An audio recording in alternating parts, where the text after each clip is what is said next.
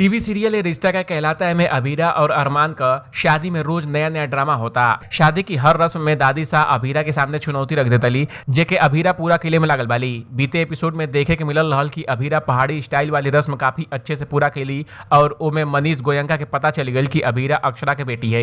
इतना ही नहीं, मनीष का तबीयत बिगड़ जाता लेकिन अभीरा उनके ठीक कर देतली। अब लेटेस्ट एपिसोड में अभीरा और दादी सा के बीच आखिरी जंग हुई जिसमें अभीरा अपनी तिगड़म से जीत गई। टीवी सीरियल ये रिश्ता का कहलाता है कि अपकमिंग एपिसोड में देखे के मिली कि अभीरा अरमान के साथ बैठ के अगले दिन की फंक्शन के बारे में बात करतली। तब अरमान उनके परिवार के बारे में पूछता ना और पता लगोले की कोशिश करता ना, लेकिन अभीरा मना कर देतली। दूसरी तरफ दादी सा संजय से बात करतली और कहतली कि ए रस्म में अभीरा और उनकर आखिरी जंग हुई। इतना ही नहीं, मानत अली कि ए रस्म में अभीरा के परिवार का अहमियत पता चली जेकरे वजह से वो कब्बो ई घर छोड़ के जाए के नहीं सोचिया। शो में आगे देखे के मिली कि अगले दिन सब लोग रस्म की तैयारी में लागल बा और दादी सा अभीरा से उनके परिवार के बारे में पूछत हई। तब घर में मनीष गोयनका आवतना और अभीरा की मामा भात के रस्म खाती बोलतना। ये दौरान संजय मनीष गोयनका से सवाल करतना तब मनीष गोयनका गुस्से में खुलासा कर देतना कि वो अक्षरा के बेटी है। ये बात रूही के कोनो झटका से कम निखे लागत और वो सीधा अभीरा के थप्पड़ मार देतली।